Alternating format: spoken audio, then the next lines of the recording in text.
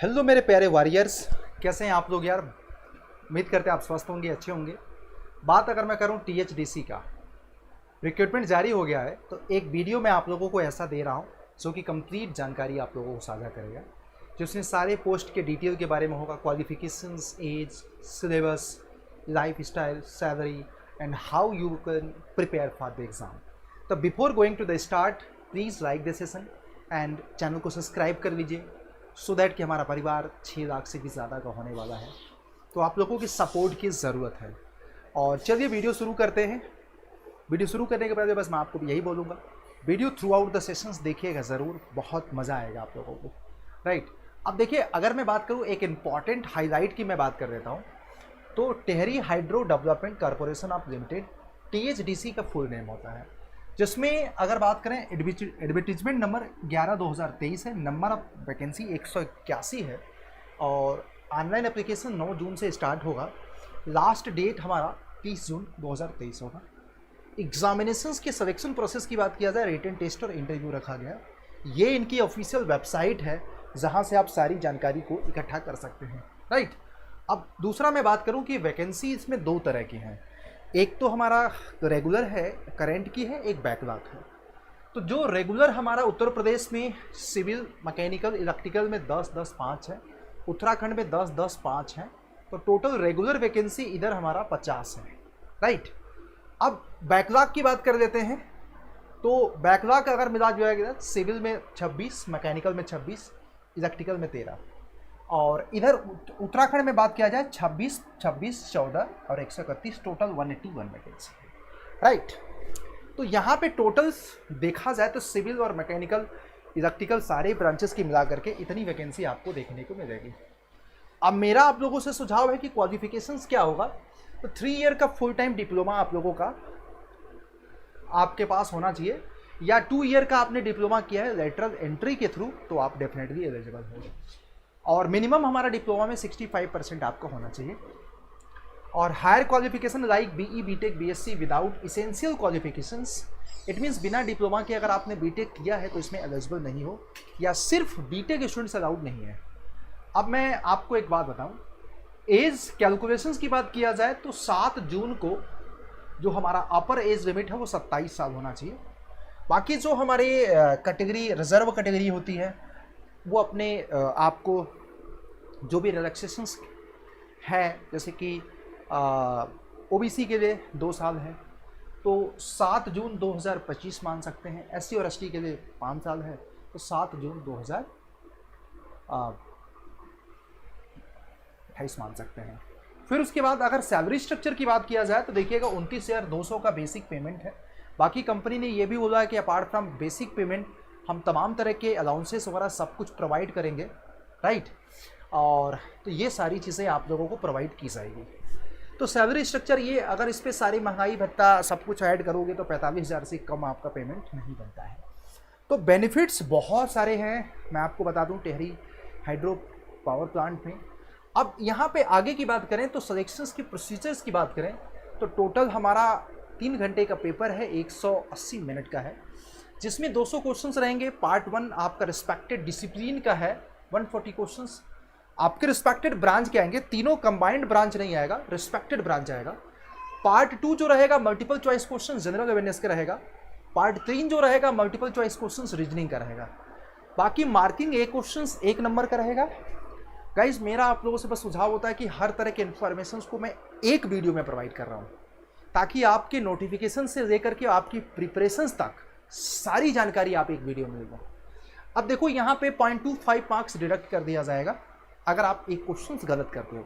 इसलिए मेरे साथ हमेशा इंजीनियर्स अड्डा पे बना रहा करो, कंप्लीट जानकारी मैं आप लोगों को साझा करता हूँ। राइट, अब यहाँ पे देखो मेरे प्यारे बच्चे, for candidate applying the THDC India limited Dehradun इतना इतना, ये एग्जामिनेशन सेंटर की बात कर रहे हैं, है ना। फिर for candidate applying the both THDC और एनएचपीसी लिमिटेड, एग्जामिनेशन सेंटर यहाँ पे होंगे। ये हमारी बात हो रही है एग्जामिनेशन सेंटर की। तो जो लोग दोनों को लिए अप्लाई करते हैं उनके लिए एग्जामिनेशन सेंटर यहाँ रहेंगे। जो लोग सिर्फ टीएचडीसी इंडिया लिमिटेड के लिए अप्लाई करेंगे वो यहाँ एग्जाम दे सकते हैं। और सबसे बड़ी बात कि पैन इंडिया लेवल पे वैकेंसी है।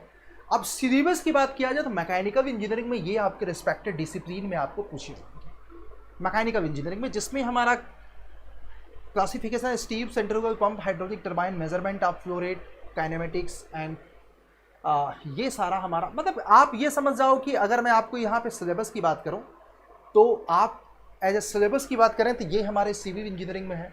और मैकेनिकल में बात करूँ तो इसमें पूरा का पूरा चूँकि हाइड्रो पावर प्लांट से रिलेटेड काम है तो फ्लूइड मैकेनिक्स यहाँ पे बहुत इंपॉर्टेंट रोल प्ले करेगा, थर्मल इंजीनियरिंग बहुत इंपॉर्टेंट रोल प्ले करेगा।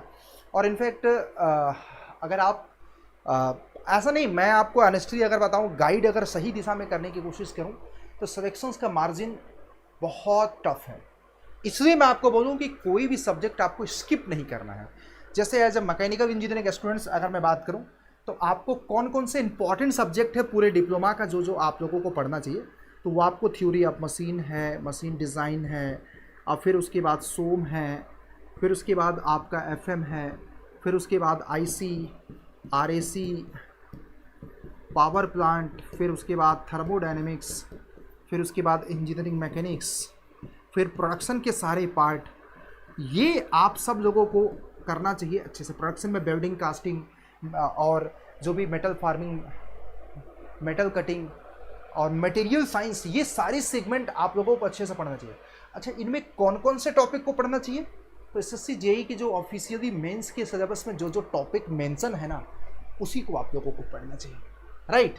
ये सारे सब्जेक्ट मैकेनिकल इंजीनियरिंग स्टूडेंट्स और ये हमारा सिविल इंजीनियरिंग स्टूडेंट्स, इन सब्जेक्टों को आप अपना बेस बनाइए। इनमें हमारा किन किन टॉपिक को पढ़ना चाहिए, तो एसएससी जेईई के मेंस के सिलेबस को प्लीज़ वर्क ऑन करिएगा। और जैसे 2023 का ऑफिशियल सिलेबस पब्लिश होगा वेबसाइट से, हम आप लोगों को ज़रूर बताएंगे। तब तक के लिए आपको ये सारे सब्जेक्ट और एसएससी जेईई के जो मेंस का सिलेबस है, आप ऑफिशियल वेबसाइट पर जाओगे या आपको मैं खुद ही प्रोवाइड कर दूंगा, डोंट वरी। मैं इलेक्ट्रिकल में ये सारा सिलेबस आपको कवर करना चाहिए। अब नॉन टेक्निकल में देखो, ये पूरा का पूरा सिलेबस है जिसमें जनरल अवेयरनेस और रीजनिंग के ये सारे टॉपिक्स हमें कवर करने चाहिए, राइट। तो इसमें अगर देखा जाए सिलेबस तो just like an SSC JEE है, क्योंकि आपको भी पता है कि एसएससी जेईई में बस फ़र्क इतना है, उसमें टेक्निकल आपका 100 क्वेश्चन होता है, यहाँ पे 140 क्वेश्चन है, लेकिन सिलेबस जस्ट लाइक सिमिलर है। आपका क्वेश्चंस के लेवल में भी आपको सिमिलरिटी देखने को मिलेगा। तो मेरा बस आपको इतना ही सुझाव है कि आप लोग अपनी प्रिपरेशंस करो। तो बस मैं आपको एक चीज़ मैं आप लोगों से डिस्कस करूं, देखो प्रिपरेशंस में एक बहुत कंप्लीट स्ट्रैटेजी और लाइफ स्टाइल की बात किया जाए, देखो भाई अगर ऑफिशियली अगर देखा जाए तो life style hydro power plant का बड़ा हेल्दी इन्वायरमेंट होता है। क्योंकि आपको भी पता है यार, एक ऐसा जो आप civil, mechanical, electrical engineering students सोचते हैं कि आप थर्मल पावर प्लांट, काफ़ी पॉल्यूटेड एरिया होता है, काफ़ी हजार्डस एरिया होता है, बट अगर आपका सिलेक्शन हाइड्रो पावर प्लांट के आसपास एरिया में हो जाएगा तो आपको नेचर के साथ रहने का मौका मिलेगा। तो इसलिए मेरा आप लोगों से गुजारिश है कि लाइफ स्टाइल के बारे में मत सोचिए, बहुत सारे आप लोगों को बेनिफिट है, मज़े ही मज़े हैं, बट अपनी प्रिपरेशंस आप नेक्स्ट लेवल पे करो यार, बस मैं आपको इतना ही बोलूँगा। तो प्रिपरेशंस के लिए देखो बहुत ज़रूरी होता है कॉन्सेप्ट, प्रैक्टिस एंड रिविज़न। मैं इस वीडियो में आप बात करूँगा कॉन्सेप्ट कैसे तैयार करें। देखो हमेशा कहीं से भी ऑफलाइन या ऑनलाइन पढ़ो, एक डिटेल नोट्स बनाओ और एक आपका डिटेल नोट्स आपकी खुद के लैंग्वेज में होना चाहिए और आपका एक शॉर्ट नोट्स आपकी खुद के लैंग्वेज में होना चाहिए, जिसमें की पॉइंट्स और फार्मूला आपके पास ज़रूर होना चाहिए। मेरा आप लोगों से बस इतना कहना है। और प्रैक्टिस की बात जब भी करो आप, तो practice just like an exam दो यार। जब स्ट्रेटजी यही होती है और आप शायद ये स्ट्रेटजी फॉलो करोगे ना, तो मुझे लग रहा है कि आपका सिलेक्शन कोई नहीं रोक पाएगा। मैं बहुत सारे लोगों को गाइड करता हूँ, उनमें से इस मेथड से पढ़ने वाले बच्चों की संख्या बहुत कम है। मैं चाहता हूँ कि उनमें से आप बनो, जो अगर इस मेथड से आप प्रैक्टिस करोगे ना, तो दुनिया में ऐसी कोई ताकत नहीं है कि आपका सिलेक्शन रोक पाए। जैसे कि भाई अगर आपने एक चैप्टर को पढ़ा, एक चैप्टर को आपने कॉन्सेप्ट पढ़ा, तो प्लीज़ आप क्या करो, उस चैप्टर के 30 क्वेश्चंस उठाओ। जस्ट मैंने एक चैप्टर एग्जाम्पल दे रहा हूँ, वैसे आप इनफाइनाइट नंबर आप चैप्टर पढ़ोगे तो आपको टाइम लगाओ 30 क्वेश्चंस को करने के लिए आपको 20 मिनट चाहिए, 20 मिनट दे दो। हालांकि आइडियल टाइम तो 15 मिनट होता है, मैं आपको ये भी बता दूं 15 मिनट होता है, तो 15 मिनट में करो। देखो 15 मिनट में कितने क्वेश्चंस कर पाते हो। जैसे एक्स अमाउंट करोगे, जो भी क्वेश्चंस आपका पहली बार में गलत होगा, क्योंकि आप आंसर का सहारा नहीं दे रहे हो, खुद के कल बल छल से आप क्वेश्चंस को अटेम्प्ट करो। जो क्वेश्चंस आपका पहली बार में गलत होगा वो एग्जाम में आएगा तो आप कर ले जाओगे, लेकिन जो क्वेश्चंस पहली बार में गलत होगा शायद वो एग्जाम में आएगा तो आप नहीं कर पाओगे। तो मेरा आपको सजेशन बस इतना है कि जो क्वेश्चंस गलत हुआ है उसको एक प्रैक्टिस के दौरान एक और डायरी बना दो, जो मैं उसका नाम दे देता हूँ मिस्टेक बुक।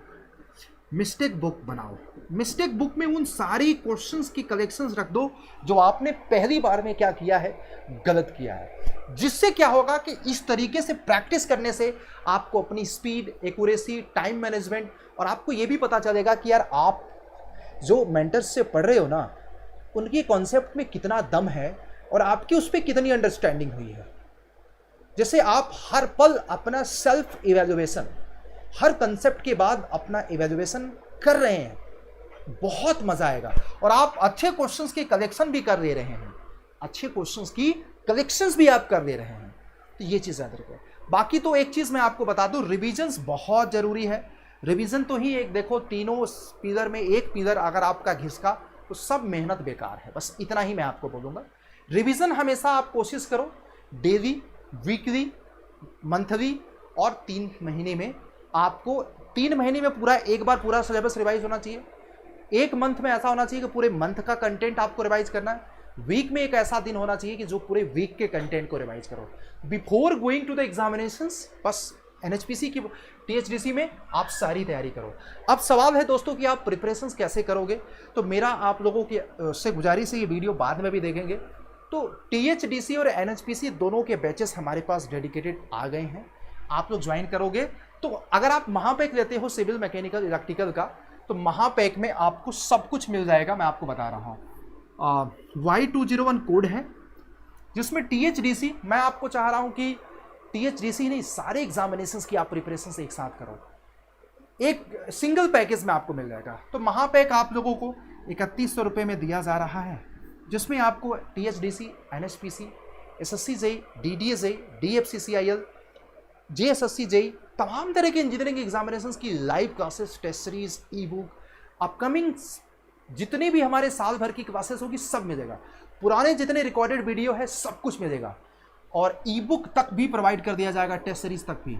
ज्वाइन करने के लिए मैक्सिमम डिस्काउंट के लिए आपको देखो बहुत सारे कोड हैं, पर ट्राई करिए Y201 यूज करने का। You will get the maximum discount, I will promise you 78%। Video के नीचे सारे महापैक का लिंक आपको मैंने, ये आपको आपका सारथी है, आपका मार्गदर्शक बनेगा ये पैकेज सिविल, मैकेनिकल, इलेक्ट्रिकल का। वीडियो के नीचे डिस्क्रिप्शन में लिंक है, जो कि आपको आपकी प्रिपरेशन जर्नी में आसानी से पहुंचाएगा आपकी सिलेक्शन तक। देखो कोई ना कोई हथियार तो आपको लेना ही पड़ेगा, बिना हथियार की लड़ाई नहीं लड़ी जाती है। तो बस आपको चाहे ऑफलाइन चाहे ऑनलाइन, ऑफलाइन थोड़ा सा कास्टली नहीं, बहुत कास्टली पड़ जाता है।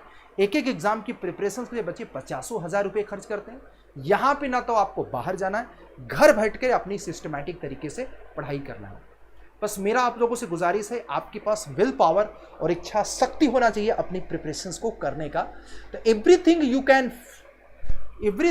कैन इमेजिन इन रियल, जो आप इमेजिन करना चाहते हो सब कुछ रियल में इमेजिन कर सकते हो, बशर्ते आपको करने की ताकत होना चाहिए। Your future is created by what you do today, not for tomorrow. तो अगर आपने एक सपना देखा है कि मुझे एनएचपीसी और टीएचडीसी में जाना है ना, तो मेरे भाइयों, मेरे दोस्तों, आज से ही अपनी जर्नी में लग जाओ, इसको गोल बनाओ और अपनी तैयारी में लग जाओ। बस इतना ही कहूँगा। इसी शब्दों के साथ अपना विराम दूंगा। वीडियो अच्छा लगा तो लाइक करिएगा, और मेरे साथ इंजीनियर्स अड्डा पे आप लोग शाम को 7 बजे ज़रूर जुड़ सकते हैं। Thank you.